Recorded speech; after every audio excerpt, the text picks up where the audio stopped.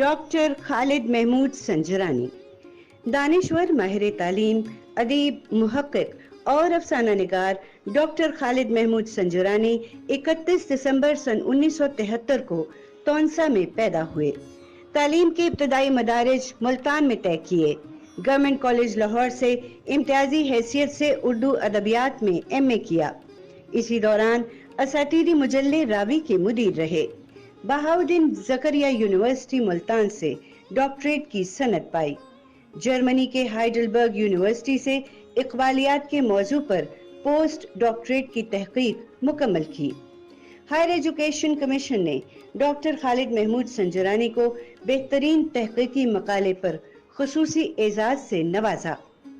Doctor Khalid Mahmood Sanjrani government college university Lahore میں شعبہ اردو کے سربراہ کے طور پر فرائض انجام دے چکے ہیں۔ ان دنوں اسی ادارے میں پروفیسر کے منصب پر فائز ہیں۔ اپنے علمی مقام اور تدریسی مہارت کی بنا پر طالب علموں میں خصوصی احترام کی نظر سے دیکھے جاتے ہیں۔ ڈاکٹر خالد محمود سنجرانی کے درجنوں تحقیقی اور تنقیدی مقالے اندرون ملک اور بیرونی دنیا کے مستند علمی جریدوں میں شائع ہو چکے ہیں۔ اعلیٰ ترین سطح پر درجنوں تحقیقی مقالوں کی نگرانی کر چکے ہیں۔ ڈاکٹر خالد محمود سنجرانی ایک نقاد کی نظر رکھنے کے علاوہ جدید اردو افسانے میں اپنا مخصوص تخلیقی زاویہ رکھتے ہیں۔ اندرون ملک متعدد تہذیبی اور تمدنی اداروں میں مشاورتی حیثیت سے وابستہ ہیں۔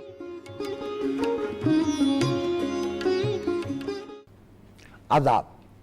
پاکستان ٹیلی ویژن کے پروگرام صدرنگ میں آج ہم ممتاز دانشور، ماہر تعلیم، محقق، افسانہ نگار، مترجم محترم جناب پروفیسر ڈاکٹر خالد محمود سنجرانی صاحب سے گفتگو کا دوسرا حصہ آپ کی خدمت میں پیش کر رہے ہیں۔ ڈاکٹر صاحب آداب۔ آداب۔ ڈاکٹر صاحب، پروفیسر احتشام حسین سے سجاد ظہیر تک، حسن عسکری سے سلیم احمد تک اچھی تنقید کا ایک وصف اس کی ریڈیبلٹی تھی۔ یہ جو ہم نے اردو تنقید میں لغت اور بیان متعارف کروایا ہے، کیا آپ اس سے مطمئن ہیں؟ نہیں، بالکل بھی ظاہر ہے جو ہے مطمئن کوئی بھی شاید نہیں ہوگا۔ میں اپنی کیا، میں تو باقیوں کی بھی بات کر رہا ہوں۔ بنیادی وجہ یہ ہے کہ آپ نے جو نام لیے احتشام حسین سے لے کر اور اس نسل تک، ایک بہت بنیادی فرق جو اس میں رہا وہ ہے تخلیقی مزاج کے ہونے اور نہ ہونے میں۔ اس سے بڑا فرق پڑتا ہے، جملے پہ فرق پڑتا ہے۔ وارث علوی ابھی ریسنٹ ایئرز میں اگر ان کو زیادہ پڑھا جا رہا ہے تو اس کی بہت بنیادی وجہ ان کے تخلیقی مزاج کا ہونا ہے۔ وہ کہتے ہیں نا، درد دل درد آشنا جانے۔ تخلیقی جو مسٹری ہے یا تخلیقی جو عمل ہے، اس کو وہ نقاد زیادہ بہتر سمجھ سکتا ہے جو خود تخلیقی مزاج بھی رکھتا ہو اور تخلیق کے بھیدوں سے کچھ حد تک وہ گزرا بھی ہو۔ تو فی زمانہ ایک جو چیز ہمارے ہاں کم ہوئی ہے تھوڑی سی، وہ شاید اسی تخلیقیت کی کچھ کمی شاید ہو، جس کی طرف آپ نے ابھی اشارہ کیا۔ ہم نے یہ تو سکھا دیا بچوں کو کہ ریفرنس کیسے لینا ہے۔ جمال پانی پتی کے ہاں خشک ترین موضوعات ہیں، لیکن بات کہاں سے چلی آ رہی ہے اور آپ پڑھتے جا رہے ہیں اس کو۔ یعنی عروج سیکھ کے میں اچھی غزل تو نہیں کہہ لوں گا، کیا فرمایا آپ؟ یہ تو بالکل ایسے ہی ہے کہ یعنی عروضی ہونا اور بات ہے۔ من دانم فائلات مولانا رومی کا گو کہ ہے فائلات فائلات ہی میں، لیکن وہ تو بنیادی ٹولز ہیں نا۔ میرا خیال میں معمولی سے معمولی مدارج جو زندگی کے ہیں، اس سے لے کر ہماری فکر و دانش کے اعلیٰ مدارج تک تخلیقی رویہ جہاں جہاں ہوگا تو وہ چیز جھل ملائے گی ضرور، اور اگر وہ تخلیقی رویہ نہیں ہوگا تو اس کی بے برکتی بھی نظر آئے گی. یہ فرق ہے. جی، اس پہ تو یہ بھی ہے نا کہ جن اصحاب کا بھی ہم ذکر کر رہے تھے، یہ بھی اور بھی ان کے ساتھ میں بہت سے جی بہت سے لوگ ہیں. انتظار حسین صاحب کی تنقید دیکھی. اوہ ہو، میرے خیال میں وہ جو آپ نے فرمایا نا تخلیقی رویہ، وہ کہا کہ بھرے ہیں یہاں 4 سمتوں سے دریا، اور آپ تو دریائے سندھ سے ہیں جہاں پہ آ کے 5 دریا مل جاتے تھے. تو وہ جو آپ نے جس رواداری کا آپ نے ذکر کیا، اس رواداری ہی میں محبت بھی جنم لیتی ہے، اسی سے تنوع بھی جنم لیتا ہے، اسی سے احترام بھی جنم لیتا ہے، اور اسی سے تخلیقی امکان بھی جنم لیتا ہے. واہ واہ واہ واہ واہ واہ واہ. ابھی پچھلے دنوں گورنمنٹ کالج سے ہم لوگ گئے لیا، تو واپسی پر یہ ہمارے شعبے کے زیادہ تر اساتذہ ہمارے ساتھ ہی تھے. تو واپسی پر ان سب نے ضد کی کہ دریائے سندھ جانا ہے، دیکھنا ہے، بیٹھنا ہے تھوڑی دیر. میں نے کہا نہیں. وہ کہا نہیں، ضرور چلیں. میں نے کہا آپ لوگ ہوئے، مجھے اجازت دیں، میں ویگن پہ بیٹھتا ہوں تو میں واپس جاتا ہوں. تو وہ میں ویسے شیئر کر رہا ہوں آپ سے. جی جی،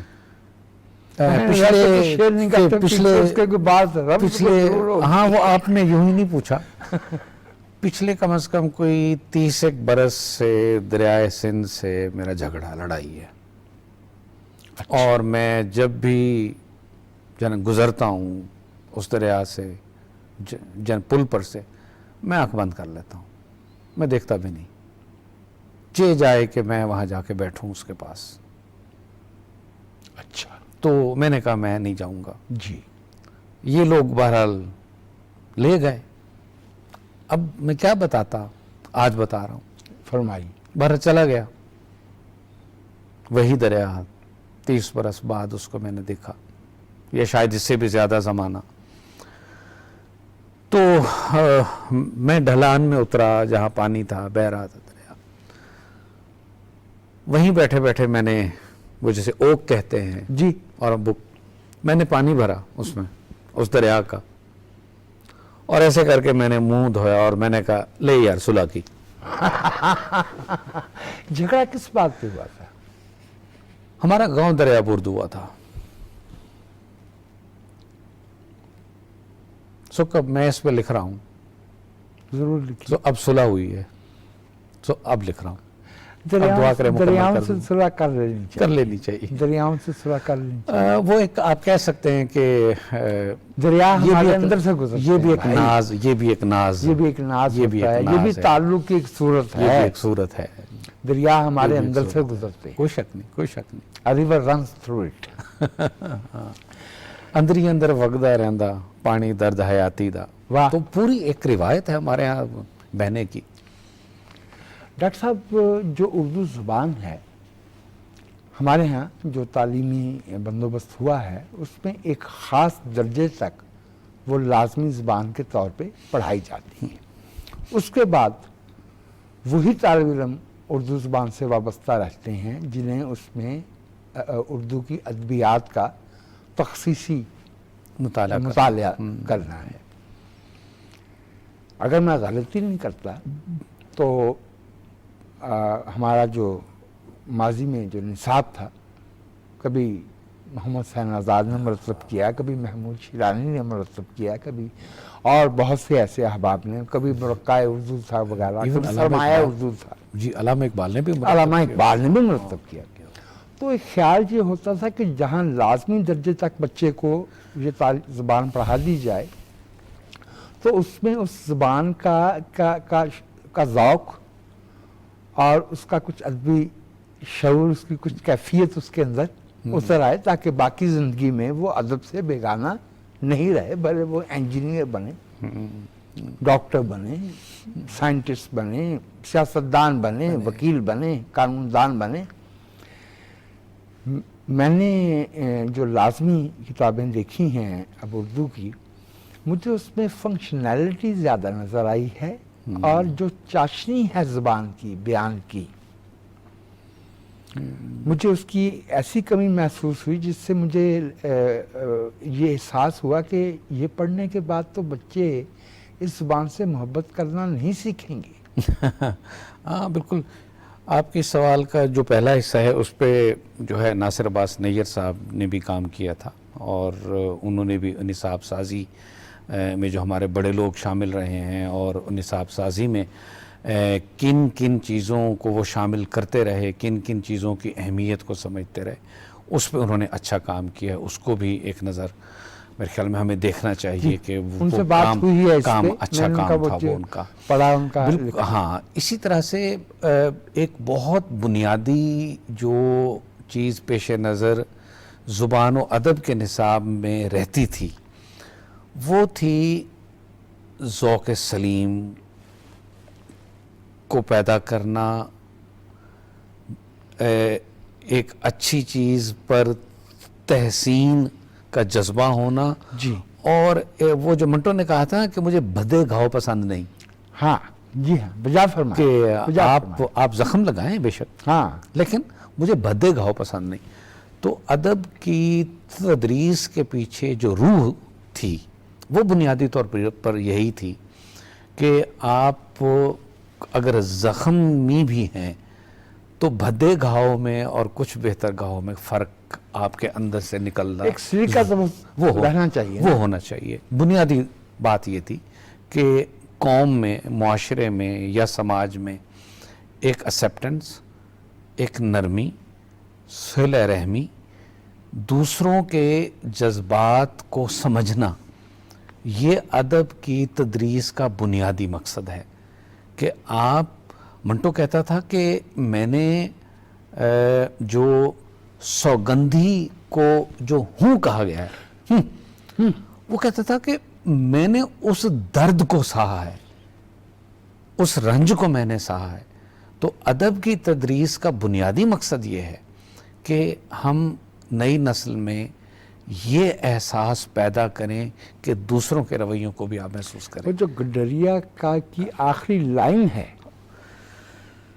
اگر ہم اس کا باسودے کی مریم کا آخری جو 4 لائنیں ہیں، اگر پڑھنے والا انہیں محسوس نہیں کر سکتا یا عبداللہ حسین کے افسانے میں، عبداللہ حسین کے افسانے میں ایک جملہ ہوتا ہے پورے افسانے میں جس کے گرد وہ بنا گیا ہے، آپ روا ربی میں پڑھ کے اس کو مس کر جائیں تو پورے افسانے کا مقصد ہی فوت ہو جاتا ہے.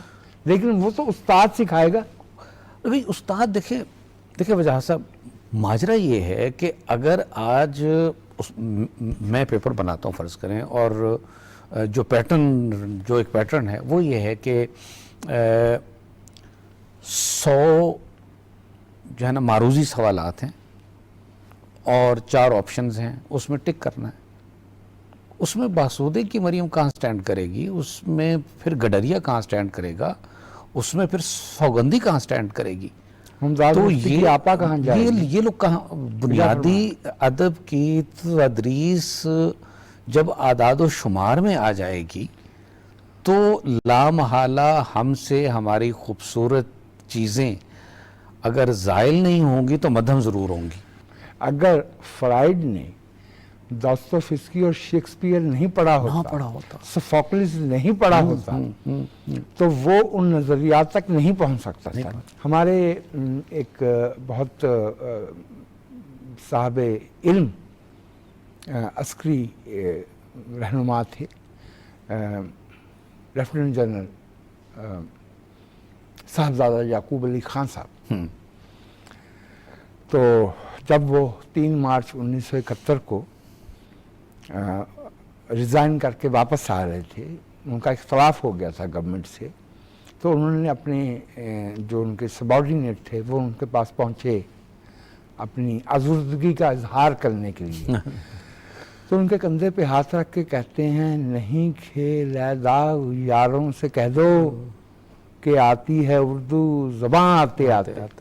سو لہٰذا ذوق ادب تدریس کے بعد اس میں ہوتا ہے یہ بہت، اور وہ ہر شعبے کے لیے، پورے سماج کے لیے، پورے معاشرے کے لیے بہت بنیادی حیثیت رکھتا ہے کہ ہم اپنی نسلوں کو، اپنے معاشرے کو نرم جذبات سے، صلہ رحمی سے، محبت سے، خوبصورت چیزوں سے، ان پرندوں کی آوازوں سے، چھاؤں میں جو ایک دھوپ کے بعد چھاؤں میں ایک جھلمل سی ہوتی ہے، ان چیزوں سے بھی ہم آشنا کریں تاکہ وہ ان چیزوں کو اپنی ذات کا حصہ بنائیں، دوسروں کے رنج کو سمجھیں، دوسروں کے دکھ کو سمجھیں، دوسروں کی خوشی کو بھی سمجھیں۔ آئیے رحمان صاحب فرمایا کرتے تھے کیا خوبصورت کہ بھائی جب آپ کے گھر میں اخبار نہیں آتا تو مجھے اس کی تکلیف نہیں کہ آپ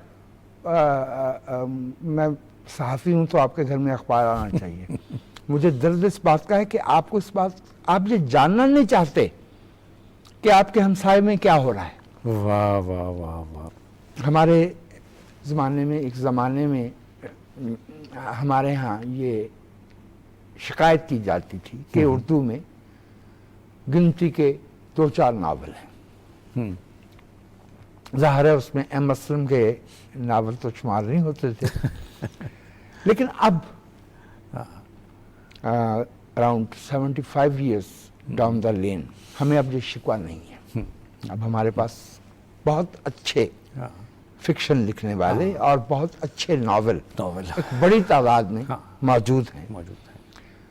تو بغیر کوئی خود سے کوئی نام لیے میں چاہوں گا کہ آپ ہمیں بتائیے کہ آپ کے دل کے قریب کون سے فکشن رائٹر ہیں اور کون سے ناول ہیں جنہوں نے آپ کے دل کو چھوا ہے، اگر اردو میں یا ہماری دوسری جو قومی زبانیں ہیں ان میں یا بیرون دنیا میں، تاکہ ہمارے ایک تو ہمارے بہت پیارے دوست ڈاکٹر ضیاء الحسن صاحب جو ہیں ان کا تو ایک بڑا جنم موقف، وہ تو ابھی بھی شکوہ کرتے ہیں کہ اردو میں اس پائے کا کوئی بڑا ناول جو ہے نا نہیں لکھا گیا، جس طرح سے کہ ہمیں جو ہے ٹالسٹائی کے ہاں یا دوستویفسکی کے ہاں وہ چونکہ ایک بڑی روایت کو ذہن میں رکھ کے بات کرتے ہیں، تو وہ موقف بھی ہمارے سامنے ان کا موجود ہے۔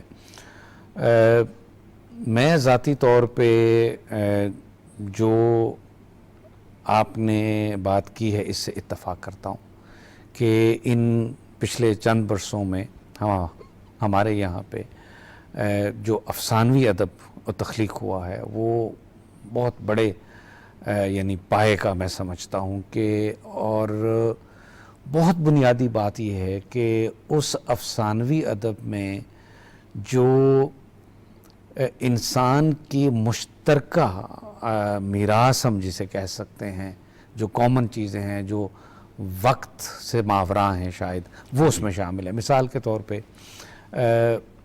یعنی افسانے میں نیر مسعود ابھی حال میں جو ان کے یعنی آپ پڑھنے بیٹھ جائیں انہیں، وہ آپ کو ایک ایسی دنیا میں لے جاتے ہیں، ایک ایسے جہان میں لے جاتے ہیں جو حقیقت بھی ہے اور جادوئی بھی ہے۔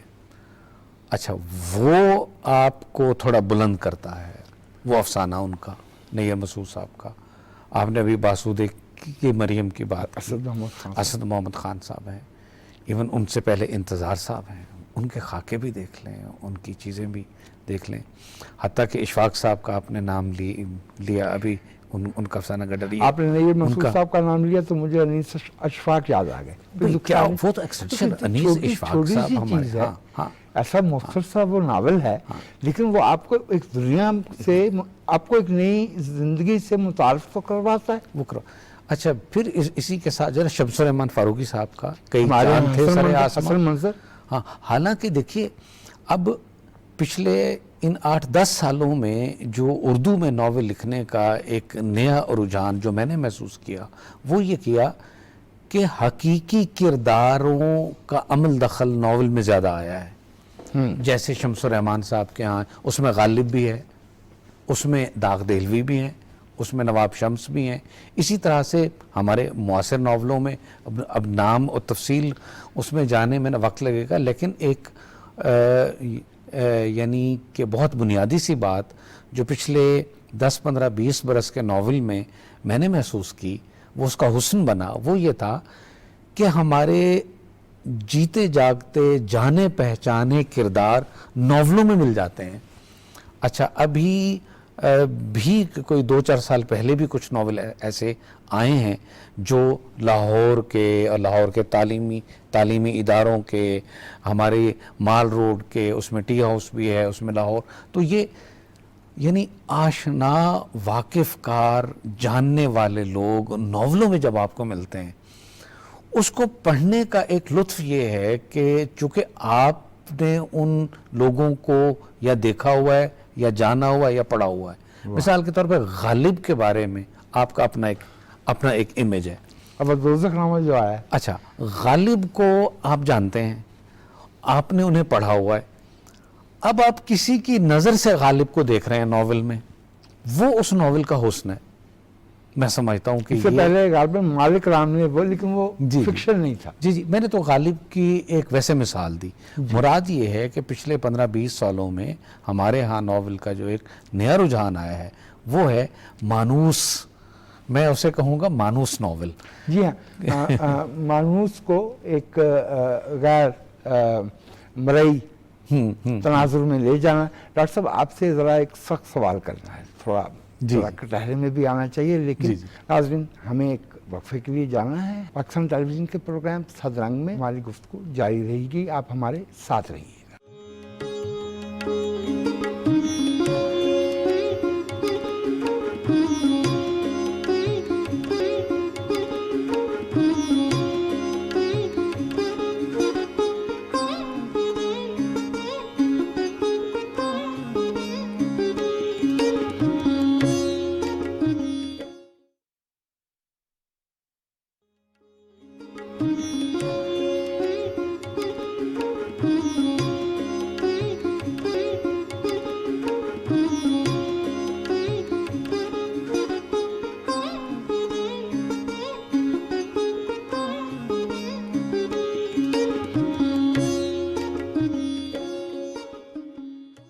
پاکستان ٹیلی ویژن کے پروگرام صد رنگ میں میں آپ کو پھر سے خوش آمدید کہتا ہوں، اور ہم گفتگو کر رہے ہیں ممتاز دانشور استاد محترم ڈاکٹر خالد محمود سنجرانی صاحب سے. ڈاکٹر صاحب، آپ نے کوئی ربع صدی پہلے آیا تھا احمد بشیر صاحب کا ناول کم، آپ اس کو فیکشن کہیں گے، فیکٹ جمع فکشن، دل بھٹکے گا. جی دل بھٹکے گا. آپ نے اس پہ ایک تحقیقی مقالہ لکھا، وہ اس طالب علم کی نظر سے بھی گزرا. اس کے آخر میں آپ نے بہت پر امید ہوتے ہوئے کہا کہ معلوم ہوتا ہے کہ اب اسی سمت ہمارا ناول چلے گا. تو رفاقت حیات آئے ہیں، کاشف رضا آئے ہیں، ہمارے ہاں بہت سلیمی صاحب آئے ہیں، سلمان آئے ہیں، علی اکبر ناطق بہت سے، مرزا تربیک صاحب کے مرزا تربیک تو ان سب سے، یعنی وہ تو کہنا چاہیے کہ وہ تو لیٹ بلومر کیا، وہ تو ہی از دا sun light in the month of November. بالکل ایسے ہی ہے، بالکل ایسے. تو وہ تو بالکل ایک جھومر ہے ہمارا، وہ تو بالکل ایک اور اس کتاب میں نہیں آتے، شمار میں نہیں آتے، وہ الگ کلب ہے، کیٹیگری ہے. کیونکہ مفتی صاحب کا اور احمد بشیر صاحب کے دونوں ناولوں کا موضوع وہی زمانہ ہے، وہی ایمن آباد ہے، وہی ایمن آباد کا اسٹیشن ہے، وہی وہاں کی شیخ جو ہے نا برادری ہے، اور ایک خاص وقت میں جو وہاں پہ ایکٹیویٹی چل رہی تھی وہ چونکہ دونوں ناولوں میں آئی ہے، تو وہ میرے لیے اور دلچسپی کا باعث یہ تھی کہ ممتاز مفتی نے بھی الک نگری میں اور احمد بشیر نے بھی اپنے اس ناول میں اسی ایک خاص ٹائم فریم کو اور ایک علاقے کو اور ایک جگہ کو لے کر لکھا. تو پھر مجھے محسوس ہوا کہ کہیں نہ کہیں ہمارے افسانوی ادب میں کوئی نہ کوئی آپ کی زندگی کا اپنا ٹکڑا، کوئی نہ کوئی واقعہ، کوئی نہ کوئی آپ بیتی کہیں نہ کہیں جھلکتی ہے. وہ پیور فکشنلائز نہیں ہو سکتا، پیور امیجنیٹو نہیں ہو سکتا. اگر میں یہ بات افسانے کے بارے میں بھی کہوں تو شاید کچھ حد تک بھرا مناسب ہو. ایون منٹو کے بہت سارے افسانے مجھے ایسے محسوس ہوتے ہیں کہ اس کے پیچھے وہ کردار موجود تھے تارڑ صاحب نے نشاندہی کچھ کی ہوئی ہے. ادھر لکشمی مینشن میں رہتے تھے کچھ لوگ. اچھا ایون ان کا جو افسانہ ہے سہائے، جب وہ بمبئی میں ہیں تو وہ جو 3 دوست ہیں وہ تو بعد میں کچھ لوگوں نے اس پر کام بھی کیا کہ وہ سامنے آ گئے. ترکیب فن بالکل ہی واضح ہے، بالکل واضح اوپر نیچے درمیان پہ نہ چلتا اگر وہ ایک حقیقی کردار کے بارے میں. تو جب یہ میں اسے پڑھ رہا تھا اس ناول کو، اور وہ جو آخر میں نے کامنٹ کیا، تو وہ تاثر یہی تھا کہ ہمارا ہی نہیں بلکہ میں سمجھتا ہوں کہ شاید دنیا کا جو فکشن ہے اس کو ہم پیور امیجنیٹو نہیں کہہ سکتے، اور پیور امیجنیٹو شاید ہوتا بھی نہیں ہے. ہماری ہی کہانیاں ہوتی ہیں، ہم پہ بیتی ہوئی ہوتی ہیں. جیسے میں نے ابھی دریائے سندھ کی بات کی، میں نے تو ریفرنس دے دیا اس کا. تو کہیں نہ کہیں یہ الگ بات کہ آنے والے وقتوں میں کوئی ذہین قاری یا پڑھنے والا کچھ ریفرنس کی مدد سے، کچھ مکاتیب کی مدد سے، کچھ چیزوں کی مدد سے اس اصل کردار تک پہنچ جائے اور اسے سامنے لے آئے کہ اس کے پیچھے یہ تھا. تو ہمارے جو ناولوں میں یہ جو شمس رحمان فاروقی صاحب پہ بات ہو رہی تھی، انیس اشفاق صاحب پہ بات ہو رہی تھی، یہ سلمان اور رفاقت اور اختر رضا سلیمی، ان سارے دوستوں میں، تو ان کے ناولوں میں بھی ہمیں کہیں نہ کہیں ایک بڑا حصہ جو ہے آپ بیتی کا اور جگ بیتی کا ملتا تو ہے.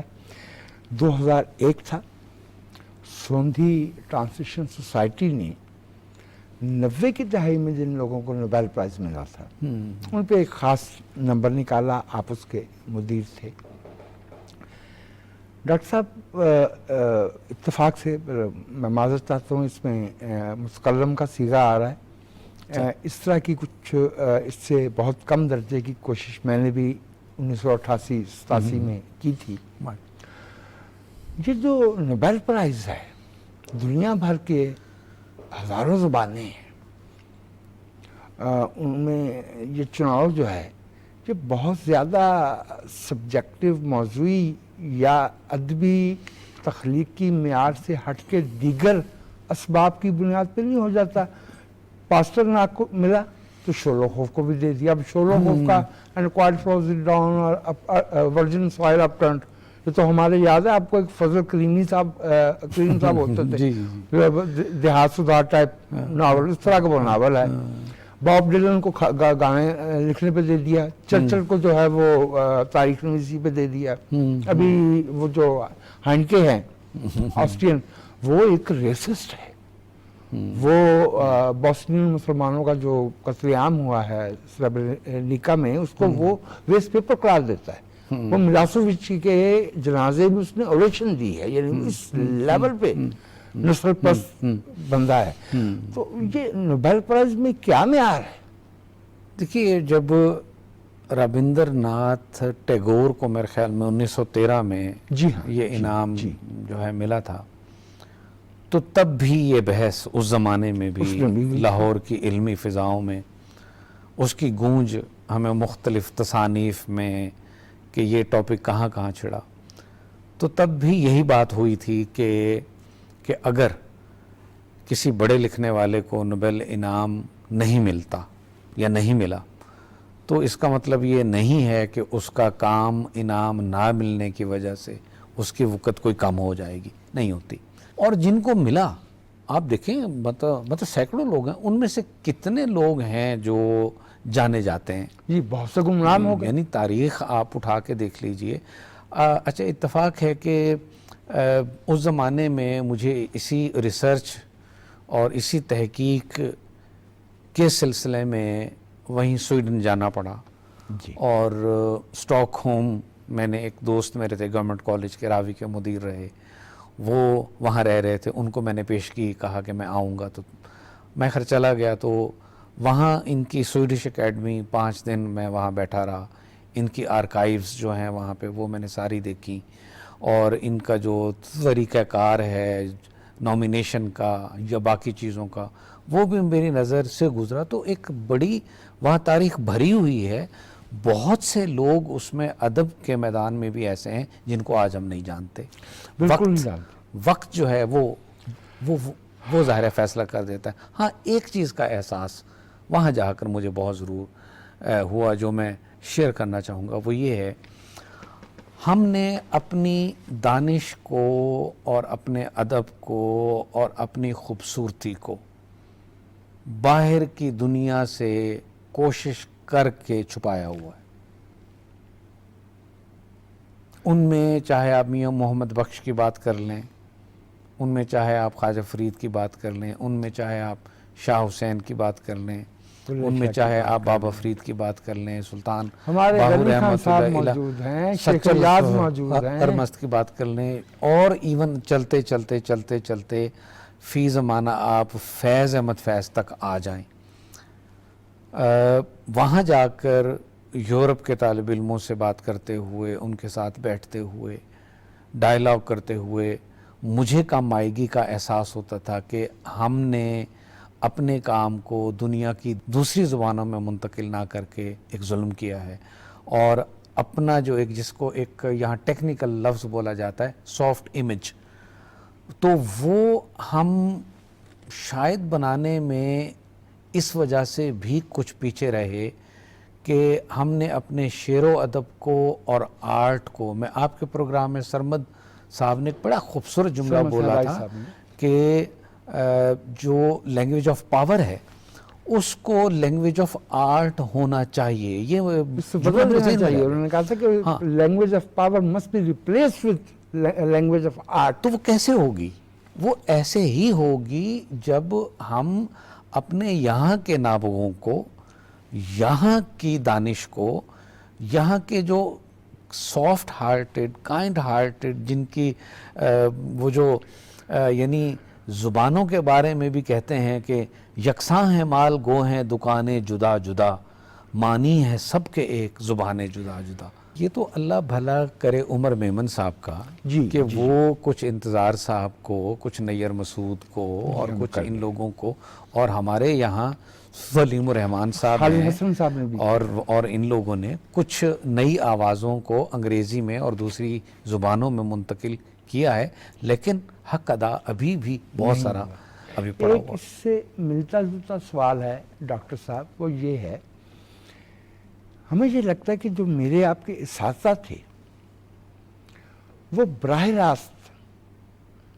عالمی ادب کے ہم تک تو انگریزی سے ہی پہنچتا تھا نا، اسپینش ہو یا فرینچ ہو یا رشین ہو، لیکن کم از کم انگریزی کی حد تک یہ امکان تھا کہ ترجمہ کرنے والوں میں سے بیشتر اصل زبان جانتے تھے. تو جو رسائی ہمارے اساتذہ کی نسل کی انگریزی متن تک تھی عالمی ادب، ہم اثر عالمی ادب پہ، میری آپ کی نسل تک آتے آتے وہ کمزور ہوئی ہے. چلیے اس کو اب یعنی سن ہی سکتے ہیں اور ایک یعنی تعصب کا اظہار کر سکتے ہیں، اور کیا کیا جا سکتا ہے. نہیں، میرا خیال میں یہ جو ہماری یہ جو ہم نے بھائی استعمار سے دشمنی ہونی چاہیے، یہ جدید علم سے دشمنی کا کیا مطلب ہے؟ یعنی اگر ہم ان کے بنائے ہوئے موبائل، ان کی بنائی ہوئی گاڑیوں پہ بیٹھنا بہت پسند فرماتے ہیں تو ان کی زبان سے کیا دشمنی؟ اور دوسرا اب تو یا ان کی اقدار سے پھر کیوں دشمنی ہے؟ یا یہ میں اکثر اپنے نوجوان دوستوں کو یہ بات بتاتا ہوں کہ ہمارے اساتذہ، جو آپ نے کہا کہ آپ کے اور میرے اساتذہ، فوٹو اسٹیٹ مشینیں نہیں ہوتی تھیں. بالکل نہیں. ٹھیک ہے، لیڈ پینسل سے سارا دن وہ کتاب سامنے رکھ کے اس کو، یعنی وہ انہوں نے رنگ ڈھنگ دیکھ کے محنت کی ہوئی ہے.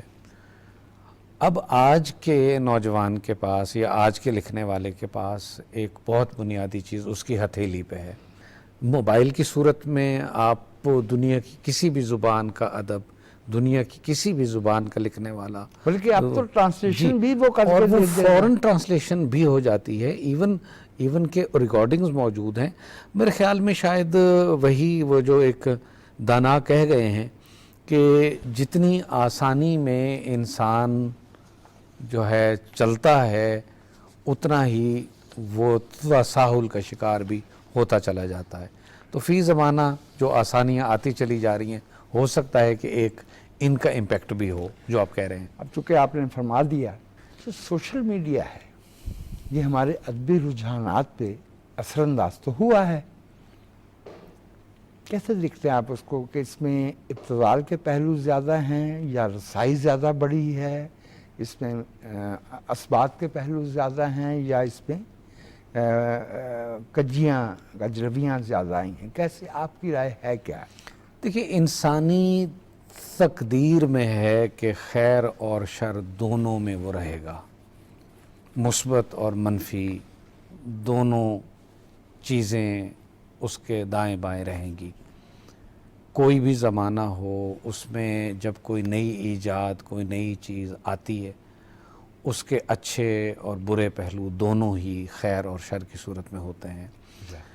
سوشل میڈیا کا جو ادب پر ایک بڑا مثبت اثر جو میں نے دیکھا ہے وہ یہ ہے کہ اب میں اپنے گھر بیٹھا ہوا مختلف رسائل کو, مختلف کتب کو, وہ کتابیں جن کے بارے میں سوچ بھی نہیں سکتا تھا آج سے 10 سال پہلے, میں گھر بیٹھے ان کو ڈاؤن لوڈ بھی کر سکتا ہوں, انہیں پرنٹ بھی کر سکتا ہوں, ان کو جو ہے نا پڑھ بھی سکتا ہوں, آگے کسی کو ریکمینڈ بھی کر سکتا ہوں. یہ سہولت آج سے شاید 2-3 دہائیاں پہلے شاید نہیں تھی. تو یہ اس کا ایک بہت مثبت جو ہے پہلو ہے. اور جو تھوڑا سا منفی اس کا رخ ہے وہ یہ ہے کہ شہراں دے وچ بھیڑ ہے انی حشر دہاڑا جا پہ, وہ جو پنجابی کا ایک مصرع ہے, تو اس میں چیزیں اتنی زیادہ آ جاتی ہیں آپ کے سامنے کہ ان سب چیزوں کو پڑھ سکنا, دیکھ پانا اور فیصلہ کر سکنا مشکل ہو جاتا ہے. پھیلاؤ بہت آ گیا. ڈاکٹر صاحب آپ کی ایک بڑی نمائندہ کہانی ہے ڈسپوزیبل شہر. جی جی.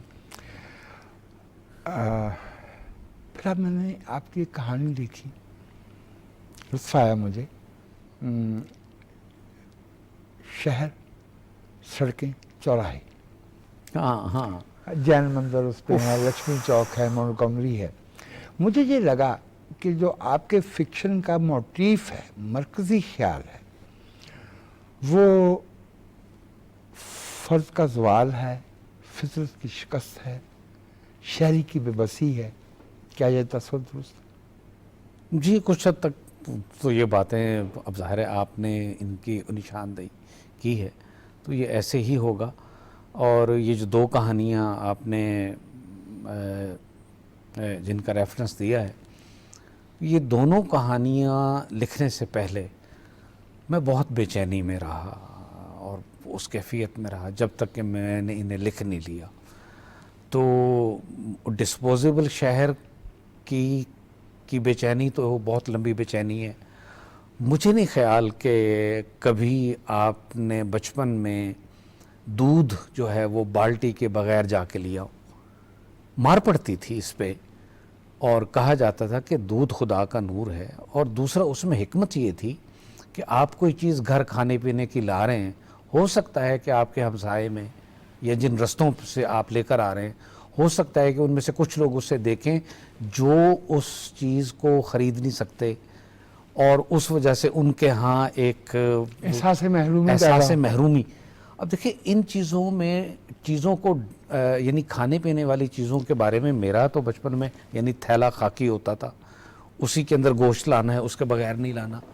یعنی دہی لانا ہے تو ایک ڈونگا گھر میں مائیں دیتی تھی کہ یہ اس میں ڈھانپ کے لانا ہے, اور دودھ ہے تو بالٹی کے اندر لینا ہے. اب یہ جو شاپنگ بیگ آ گئے ہیں اس میں پھل بھی اسی میں, چائے بھی اسی میں اور دودھ بھی اسی میں اور ساری. تو ہماری تھالیاں پیالیاں پیتل کے برتنوں میں بھی ہم نے استعمال گھروں میں دیکھا ہوا ہے.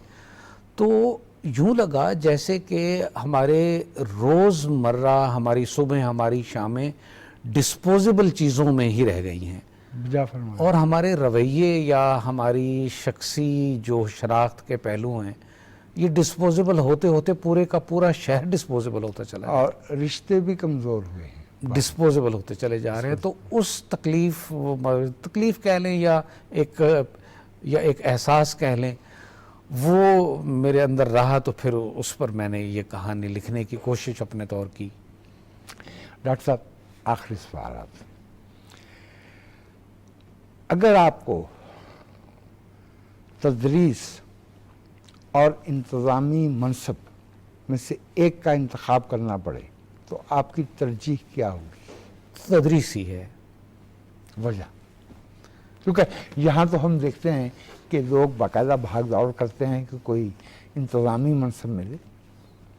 تدریس میں ابھی بھی اپنے آپ کو تدریس کے منصب کا اہل نہیں سمجھتا. جتنے بڑے اساتذہ کی ہم نے آنکھیں دیکھی ہیں, واہ واہ واہ, جتنے بڑے لوگوں کی چھاؤں میں ہم بیٹھے ہیں, واہ, کاش ہم ان جیسے ہو سکتے. یونگ کا یا یونگ سے منسوب ایک جملہ ہے, مین از لیس گڈ دین ہی تھنکس اور وانٹس ٹو بی. تو میری یہی یا پھر ہماری یہی ہے کہ کاش ہم ان لوگوں جیسے ہوں جن سے ہم نے فیض پایا ہے, اور وہ فیض ہم آگے منتقل کر سکیں جو ہم تک پہنچا ہے.